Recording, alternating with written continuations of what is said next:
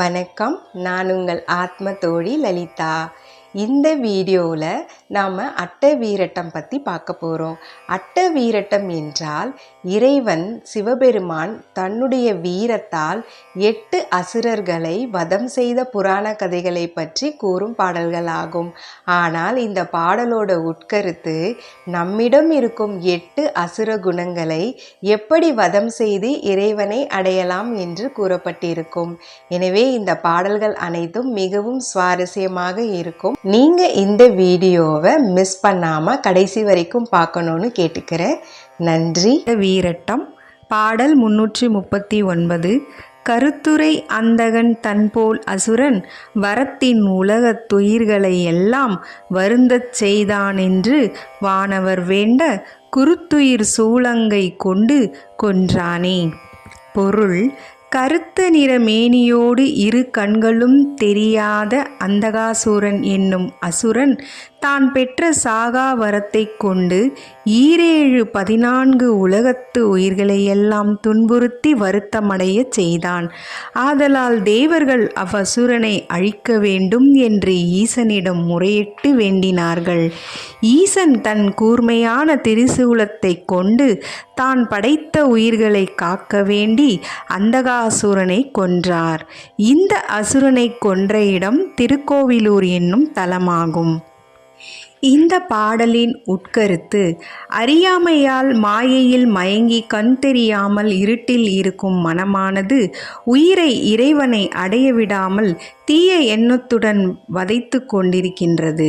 ஒரு நாள் உயிர் இறைவா என்னை காப்பாற்று என்று வேண்டிக் கொள்ள இறைவன் மாயையில் சிக்கி இருட்டில் கண் தெரியாமல் இருக்கும் மனதில் ஒளியை கொடுத்து அறியாமை என்னும் தீய எண்ணங்களை கொன்று உயிரை காப்பாற்றி அருளினார். இந்த பாடலில் வரும் குருத்துயிர் சூலம் என்பதன் பொருள்: மனித முதுகெலும்பானது கழுத்து எலும்புகளுக்கு மேலிருந்து தொடங்கும். இது பின்மூளைக்கும் முன்மூளைக்கும் இடையில் இருக்கும். இதற்கு குருநந்தம் என்று பெயர். இதன் மேல் சோம ஒளி, சூரிய ஒளி, ஆன்ம ஒளி என்னும் 3 ஒளிகள் உள்ளன. இவைதான் குருத்துயர் சூலம் ஆகும். இந்த சூலத்தின் மூலம்தான் இறைவன் அருளால் அறியாமை என்னும் இருட்டை அகற்றி இறைவனை உணர்ந்து கொள்ளலாம் என்கிறார். பாடல் 340. கொலையிற் பிழைத்த பிரசாபதியை தலையை தடிந்திட்டு தானங்கியிட்டு நிலையுலகுக்கிவன் வேண்டுமென்றெண்ணி தலையை பறிந்திட்டு சந்தி செய்தானே. பொருள்: கொலை செய்வதை காட்டிலும் கொடும்பாவம் ஈசனை அவமதிப்பது. அதனை தக்கன் என்னும் அரசன் தான் செய்த யாகத்திற்கு ஈசனை அழைக்காது அவமதித்தான். ஆதலால் ஈசன் சினம் கொண்டு தக்கன் யாகம் நடத்திய இடத்திற்கு சென்று தக்கன் தலையை வெட்டி யாகத்தீயில் போட்டார்.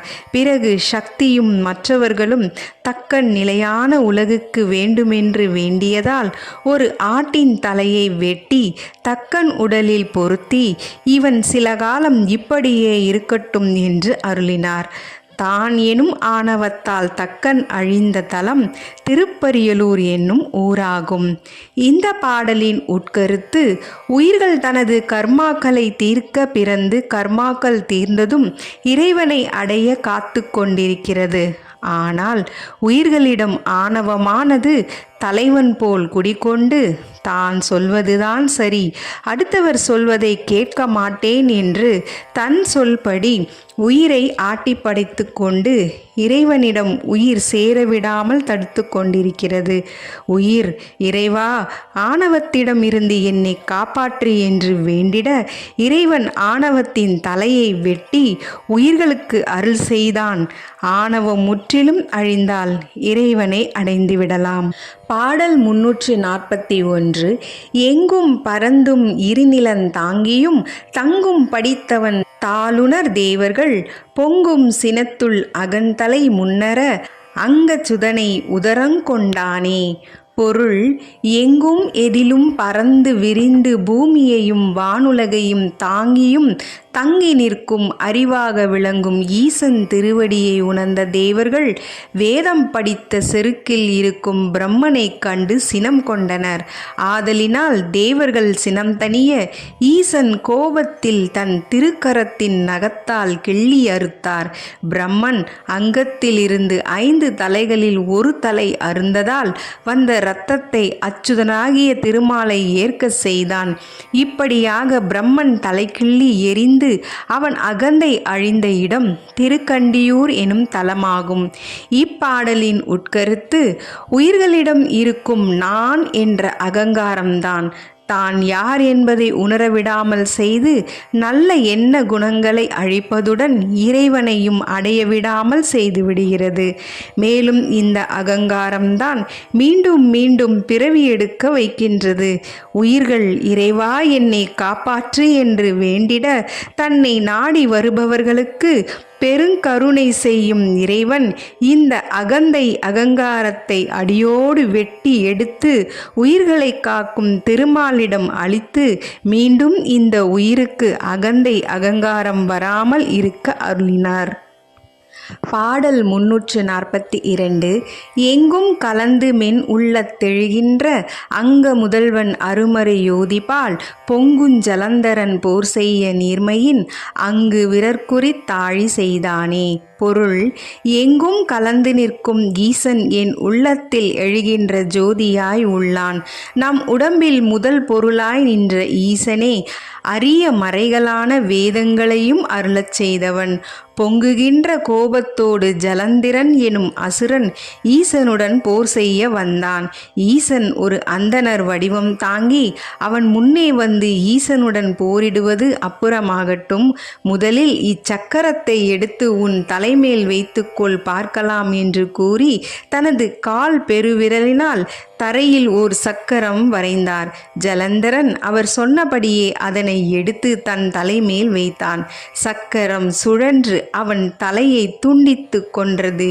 இப்படி ஜலந்தராசுரனை ஈசன் வதம் செய்தது திருவிற்குடி என்னும் தலமாகும். இந்த பாடலின் உட்கருத்து: எங்கும் எதிலும் இரண்டர கலந்திருப்பவனும் அனைத்து உயிர்களுக்குள்ளும் வேதத்தின் முதல்வனாகவும் இருக்கும் இறைவனை உணராமல் உயிர்கள் ஒருவர் மேல் ஒருவர் வீணாக குரோதம் கொண்டு ஆத்திரத்தில் அறிவிழந்து அடுத்த உயிருக்குள்ளும் இறைவன்தான் இருக்கின்றான் என்பதை உணராமல் அந்த உயிரை அழிக்க பல கெட்ட செயல்களை செய்கின்றனர். எனவே இறைவன் இந்த குரோதம் என்னும் அசுர குணத்தை உயிர்களிடம் உள்ள சக்திமயமான 6 ஆதார சக்கரங்களை கருவியாக பயன்படுத்தி அழித்தார் என்று பொருள். பாடல் 343. அப்பனி செஞ்சடை ஆதி புராதனன் முப்புறஞ் சென்றனன் என்பார்கள் மூடர்கள். முப்புறமாவது மும்மல காரியம், அப்புறம் எய்தமை யார் அறிவாரே. பொருள்: கங்கையை தன் செஞ்சடையில் அணிந்திருப்பவன் ஈசன். அவன் ஆதிக்கும் ஆதியான பழமையானவன். தாரகாசுரன் என்ற அசுரனின் மகன்களான தாரகாட்சன், கமலாட்சன், வித்யுன்மாலி என்ற 3 அசுரர்களும் பொன், வெள்ளி, இரும்பாலான 3 கோட்டைகளை திரிபுரங்களாக அமைத்து கொண்டு தேவர்களை துன்புறுத்தினான். தேவர்களை காக்க ஈசன் அங்கு எழுந்தருளி முப்புறங்களையும் தன் நெற்றிக்கண்ணில் அழித்தார். மூடர்கள் இதை அறிவார்களா? முப்புறங்களும் எரிந்து போய் அசுரர்களும் அழிந்ததை அறிந்தவர் யார் உலர்? இங்கே முப்புறம் என்பது ஆணவம், கண்மம், மாயை எனும் மும்மலங்கள் தான். அதனால் வரும் காரியங்களை அகற்றக்கூடியவன் நம் ஈசன். மும்மலங்களையும் கடந்து அப்புறமாய் நிற்கும் ஜோதியான ஈசனை சேரும் வழியை யார் அறிவார்கள்? இப்படியாக முப்புறத்தையும் ஈசன் அழித்த இடம் திருவதிகை என்னும் தலமாகும். இங்கே முப்புறங்கள் என்று கூறுவது பொன், வெள்ளி, இரும்பாலான 3 கோட்டைகளை அல்ல. இவை ஆணவம், கண்மம், மாயை எனும் நம்முள் இருக்கும் மும்மலங்கள் ஆகும். பாடல் 344. முத்தி கொழுவி முழுங்கெரி வேள்வியுள் அத்தியுரியரனாவத் தரிகிலர் சத்தி கருதிய தாம்பல தேவரும் அத்தீயன் உள்ளெழுந்தன்று கொலையே. பொருள்: காமத்தீ கோபத்தீ ஞானத்தீ எனும் முத்தீயாக இருப்பவன் ஈசன்.